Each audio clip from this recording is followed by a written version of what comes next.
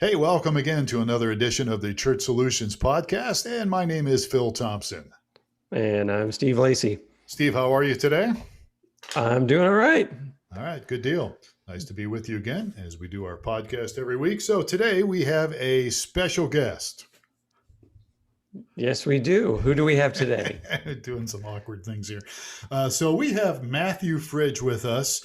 And Matthew is actually an Emmy nominated filmmaker. He's also the founder of Church Video Coach, which we'll get into in a little bit with him. He's actually done some work over the years, done some production for the NFL, by the way. Super Bowl's coming up. Are we allowed to say Super Bowl? Probably not. Anyhow, the big game is coming up soon. And Discovery Channel, he's done some work with Fox, GNC, they do vitamins, right? Is that what they do? Okay. Yep. Velocity Network, Freethink Media, Martin Guitar. A little hint, Martin Guitar, I'm sure he's probably a guitar player. And his passion, of course, is telling the stories with a cinematic approach. And for those of you wondering, yes, he's involved in ministry. He served as an associate pastor and worship leader for nearly 10 years. And his vision and his goal is to see churches use video effectively to communicate the gospel and to do it in creative ways. So Matthew, welcome to the Church Solutions Podcast. How are you today? Great. I'm doing great. Thanks so much for having me. It's awesome to be hanging out with you guys. Well, good. It's good. You're from Pittsburgh, the Pittsburgh, Pennsylvania area, which is kind of my neck of the woods. I grew up in Youngstown, Ohio, down below, and used to go to Pittsburgh quite a bit. So we're glad to have you here. So Matthew, we're going to throw a bunch of really hard questions at you today. Fire away. I stumbled across an article that you wrote for, I think, Church Tech Magazine called Live versus Delayed Streaming or something like that. And our company does streaming video as well as lots of other things. And we wanted to talk to you a little bit about live versus delayed streaming. Is that okay? Let's do it.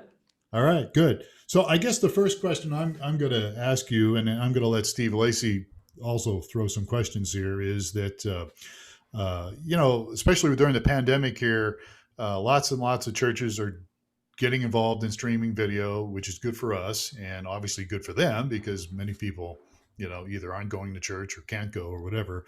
Talk a little bit about the difference between live streaming and what a lot of people refer to as VOD or video on demand. And I want to talk a little bit about the pros and the cons to each and kind of get your opinion on some of that.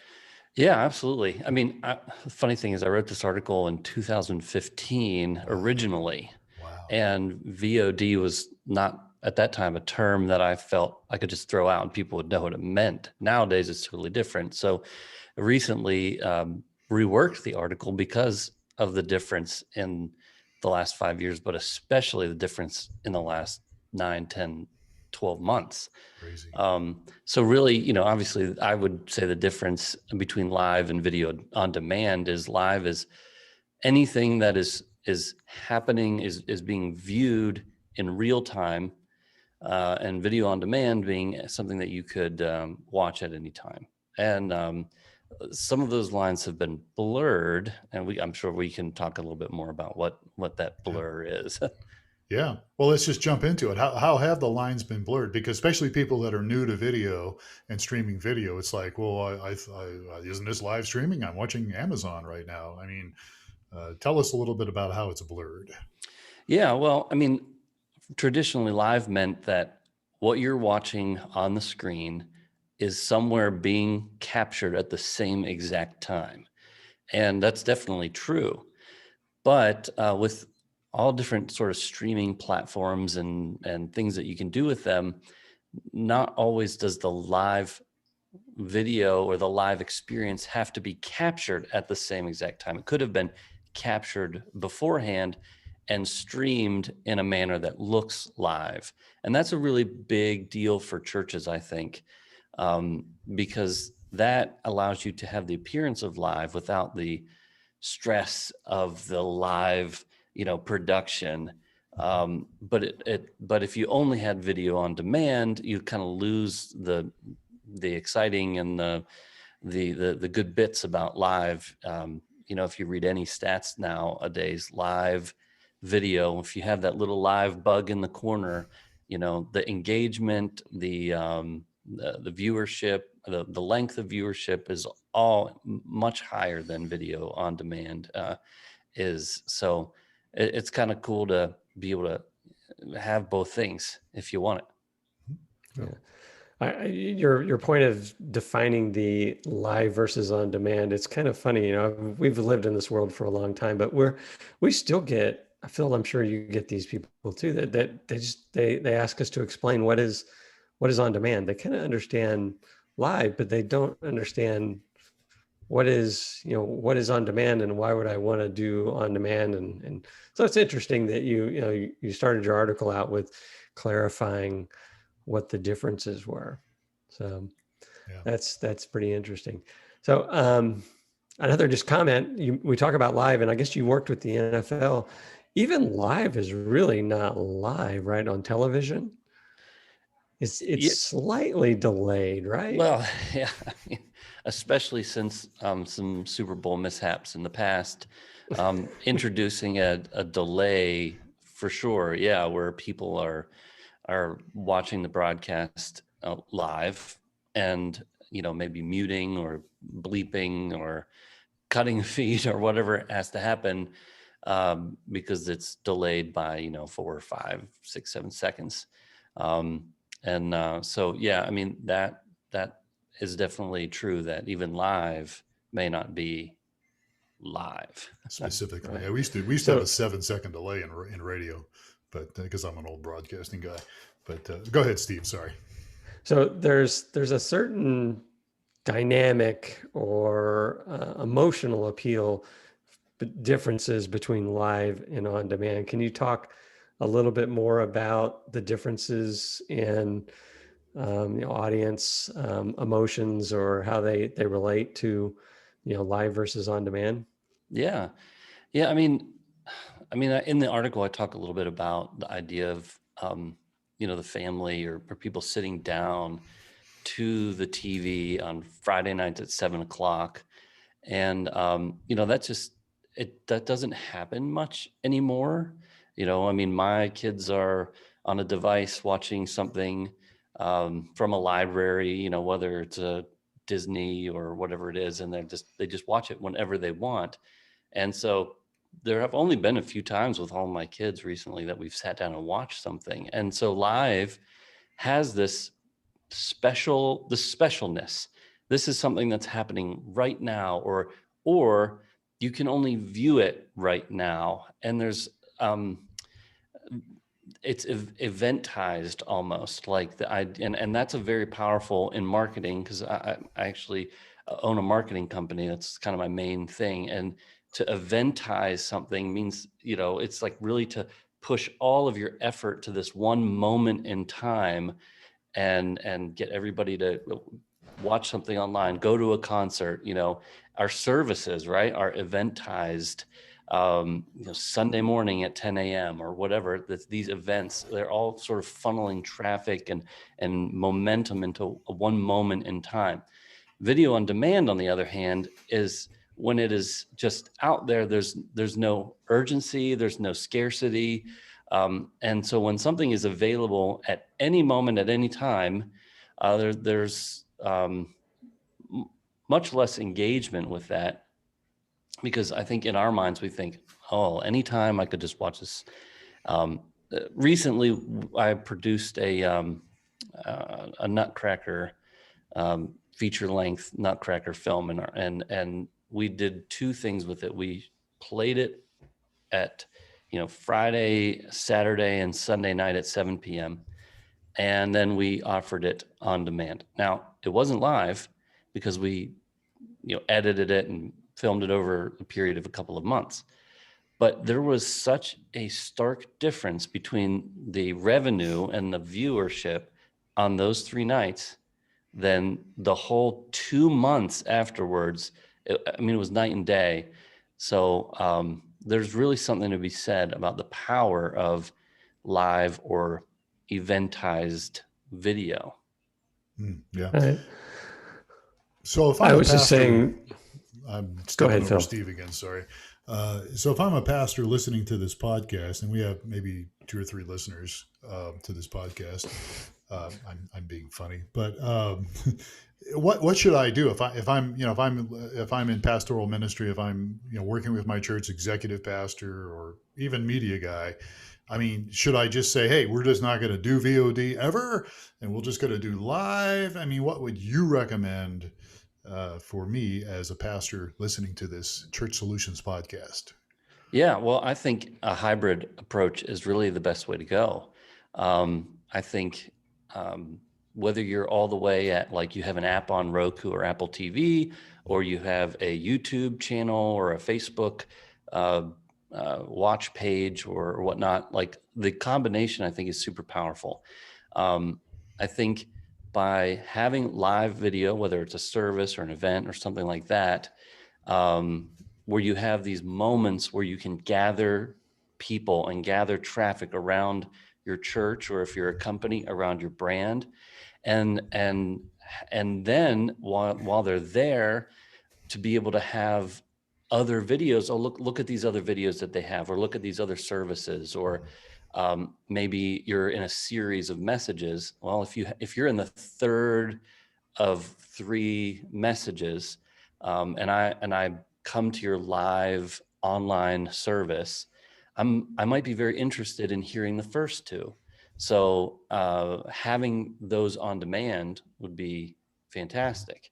And but I think we also have to talk about the difference in expectations from live and on demand, from a viewer point of view, in terms of quality and production value and things like that.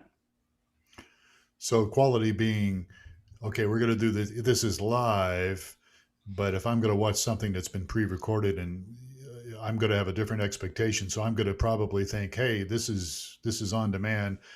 There should be more bells and whistles associated with this, as opposed to live. Live being more raw. Is that kind of what you're getting at? Yeah, I think this is changing, but I think there's a more forgiveness, I think, in viewers for live. I think even as on the production side, when we would do live stuff, we were always like, well, that little blip or that little mistake, or we forgot to do that, no one's ever going to see it again. Right. So it wasn't a big deal, because you had the rest of the show to be great. Right. It's not the case anymore. You're going to take that live video and you're going to turn it into an on-demand piece of content. Now, whatever that mistake was, will be played over and over and over again for every viewer. So there might be maybe some post-production that you might want to do if you're going to have that piece of content live in an on-demand world. Whereas if it was just live, you might not worry about it so much. Yeah, it's there and then it's gone. I can think back of my wife and I will sometimes watch a show that we've pre-recorded on our DVR, and she's really good at catching mistakes, depending on what type of show it is. Like, hey, look at them. Let's back it up and look at it again. Yeah, see, they left the Starbucks cup there, or something like that, So that's kind of what you're getting at, I guess, right? Yeah. So as you were talking here, I'm thinking about the shift in culture over the years. Like you said, when I was growing up, you arrived for the event. It was the 60 Minutes was going to be on at 6 p.m. on Sunday evening, and you were there or you missed it. I mean, it was that was kind of there, and so your attention span, I think, was more focused on that event. And as time has gone by and technologies get introduced, and we're shifting to now, I can have it on demand, or I can, as Phil was talking to, I can stop it and go do something else.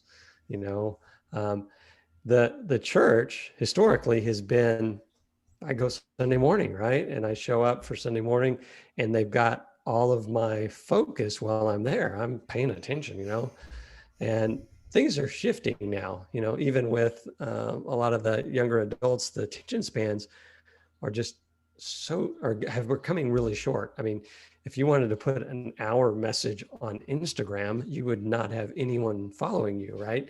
Because the only stuff that's going to work is going to be, under 15 seconds or so. So the church is kind of allowing some of this shift take place to kind of meet where the culture is at. Have you seen, or is there things that the church can do to just kind of adapt to this change? If this, if it continues on, church may look really different next year. Church looked really different this year, right?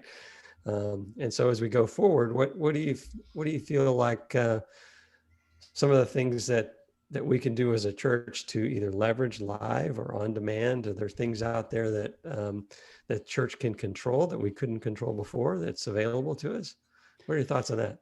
Yeah. Oh man, this is such a great, we could do a series of podcasts just on this question alone, because I think, so for me, I grew up in a fun little church. When you went out, you might have been there for 2 hours, maybe 2.5 if the preacher was really on fire, and that was good. I think maybe 2 or 3 hours at church. People even today going, even pre-COVID wouldn't have done that. But the idea being basically like, once you're there, it's a thing. You're there, you're an event, like you were saying, Steve. Experience. It's an experience. If you get dressed up for a 30-minute service, you might feel like, why did I even leave the house? But if you, then the flip side is, if you get dressed up for a 3-hour service, you might be like, why did I leave the house? I've been there before. Yeah. Yeah. So I think, to really dive into, as a former pastor, we've talked about, how do you separate theology from practice? How do you not make your practice a theology and vice versa? So I think that's really a great thing to look at here as pastors and tech people, like, hang out together and talk about this. How do pastors not over theologize? I don't know if that's a word, what we do, and how do tech people also respect what pastors are trying to do, and say, okay, the way church looks right now, like, we have to accept certain things, accept certain ways that people are going to consume content. And if we continue to push against that and be like, I don't want it to be this way ever, I'm never going to do that, then, people are going to leave. As much as they love you and care about you, they're going to eventually, over time, either their attention is going to leave, they're going to attend a different church online or whatnot. So I think churches can really think about, like, what does church look like? I don't think we're ever going to replace the experience of being together. I think that is a theology. We never replacing the meeting together of people in person. But what does that look like? Does it mean, hey, we don't do announcements anymore during our live service? We always have those as an on-demand, separate thing on our YouTube channel. Like, even, that one comment right there could probably split a church, right? Well, no, Bill always does the announcements. Okay, well, if you have, people viewing online and you want to maybe tighten up your service a little bit for online, why not just separate out the announcements and having them on demand? That's just one of many possibilities that you could do to think about how you approach. Do you, you could go to the crazy end. Do you have a service on Thursday night and you record that service and then you play that one as a live service over the weekend, live on demand or live to tape, as they used to call it. Right. There's so many possibilities, but I think we'll only be limited by our ability to really separate what is the thing that we do to honor God versus the thing that we do to really connect with people, and where do those meet, and where can those lines not be crossed and whatnot. So that's a Right. deep answer, maybe. That's good. I mean, the relationships are going to happen in person. I mean, the and the experience, the deep experience of attending an event is going to happen in person. It's kind of like, why do you want to go to the basketball game when you can just watch it on TV?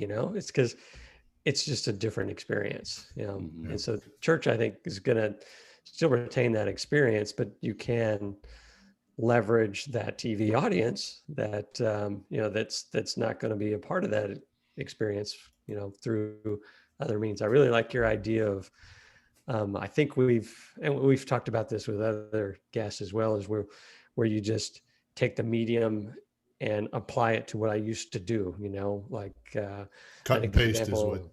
Kenny Yeah, used to say.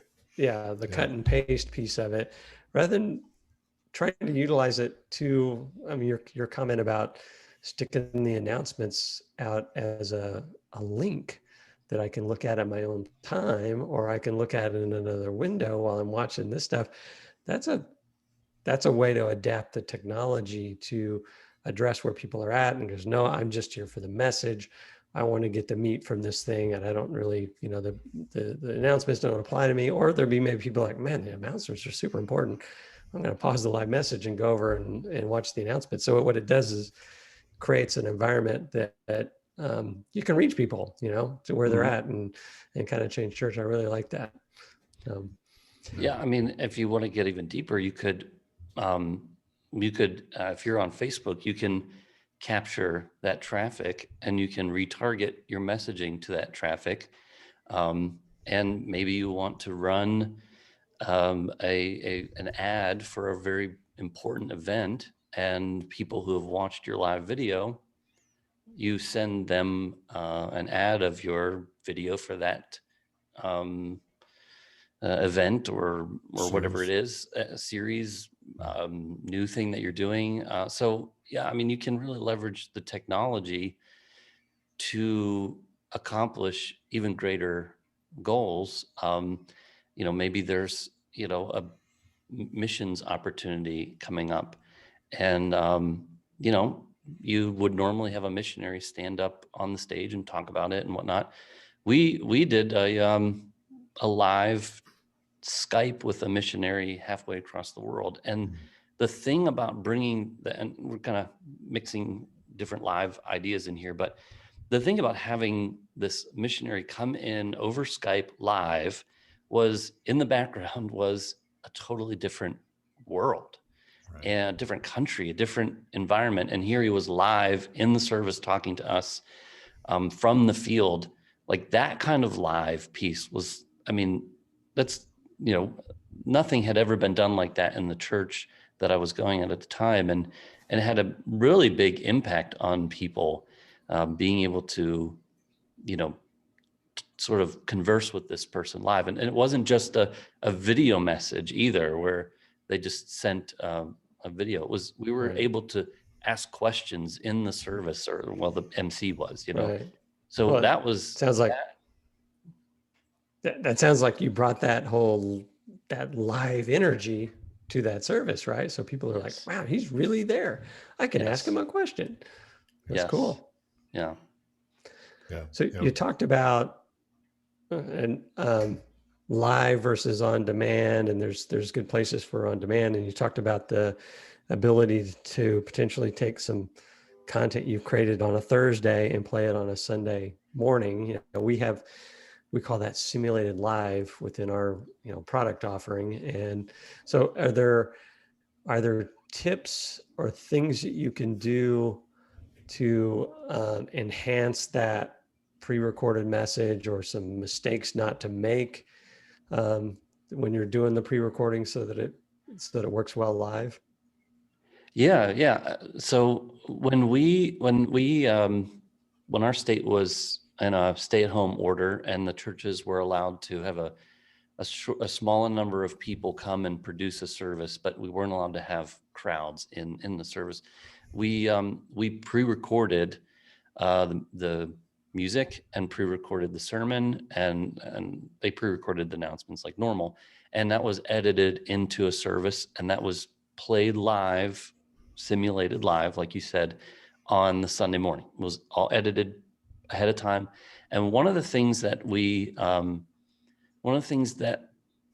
to talk with the people that were on stage was, you're used to having people all over, and you're talking to them. And if you have a very good person on stage, they're connecting and they're doing eye contact with the different sections and whatnot. Well, people at home, they don't, that doesn't really connect with them because they're used to seeing people on TV, looking at them. And so we had to work with the worship leader, that when he would do call outs or prayers, that he would acknowledge the camera. And that we also had to do that with the pastor. And they both said how hard that was to learn that they had to talk to this new person. And who did it perfectly was Mr. Rogers. He would always talk to the camera as a person. Yeah. And so I think that's one thing, that if you're doing pre-recorded stuff, you want to make sure that you're looking at the viewer. And it's very powerful, because if you're looking into a lens, you're looking at every single person one-to-one. Whereas at church, you have to, if you're looking at one, you're missing all them. If you're looking at them, you're missing all them. But the lens, every single person watching that television or app or whatever, it feels like you're looking at them. So it's extremely powerful. Politicians do it, preachers do it, and it's a technique that I think you have to get out of the awkwardness of looking at nothing, this box, and just picture the people that you love out there and connecting with them through that lens. And it takes some time, but it's really worth it. Yeah, we used to. I used to teach broadcasting school, and I used to always teach my students, when you're in front of this microphone or behind it, depending on your, just remember you're talking to one person, and smile too when you talk, even though nobody can see you. They can hear your smile, so to speak. Oh, yeah. So we're running out of time here, but Matthew Fridg has been our guest here. I want Matthew. You've got a website, I believe, called Church Video Coach. Is that what it is? What's the domain on that? Yeah, right now we're reworking that a little bit, and but I run a web and video agency called Headspace Media, headspace.media, and we'll get the Church Video Coach going again, but really focusing on helping overall helping people use video and marketing and the web to connect with people. And we like to really help them make their customer or their parishioner the hero, right, and connect with them in meaningful ways with the technology that's available. Yeah, headspacemedia.com is how people could get a hold of you if they wanted. Headspace.media. Oh, I'm sorry, headspace.media. Yeah. Right. Sorry about that. No, you're fine. That's really interesting. There's a field that you fill a gap for that 4 or 5 years ago, probably people, you'd have a hard time. You'd have to spend an hour trying explaining what you're doing. But now I think they're like, whoa, I went through COVID. I couldn't meet in person. I'm so used to, looking through the crowd and I had all these different habits that all worked in person. And then this year I had to broadcast everything. And I just took my same habits and I took them there, and finding that it really didn't work that well. There's some things you could really learn as a pastor to change the way you do things to leverage the media. So that's good. And I would encourage those that are going to master those skills are going to flourish, and those that don't are going to have a hard time. Yeah. So I can really see where it's important to, as we're going through this shift to more live streaming and more on demand, to do it with excellence. And there's some nuances you pointed out that I didn't think about that was like really exciting. Like, yeah, it does make a whole lot of sense. That I thought you were going to say, pretend like there's a bunch of people there. But no, you said, look at the camera. I go, oh, that makes a ton more sense, Yeah. Good deal. All right. Headspace.media is the website. So, maybe we ought to talk to you later. We're actually launching a new product. We've been around for about 20 years now. And in fact, this is our 20th year anniversary. And we're actually going to launch a new product here in the next few weeks or so, which I think people will enjoy. It's really going to be a great tool for ministries. So this is our official teaser for people listening. And you'll hear more about this. So we actually said something about it a couple podcasts ago, but we'll tease you on this. Maybe we'll talk with Matthew a little bit later as well. So and we were going to show. Can't do it. Yeah, I was going to grab a you're hint. going to show. Oh, you're going to give a hint. All right. Okay. Look, we're way out of time here. Matt, thank you so much for your time today. We really appreciate it. Absolute pleasure. Thanks so much for having me. All right. Well, we'll hopefully have you again if we didn't scare you off. And thank you, Steve, for your input as usual. Glad to be here. Well, my name is Phil Thompson, and thank you for spending some time with us today on the Church Solutions Podcast. We'll catch you again next time. Please take care of yourselves.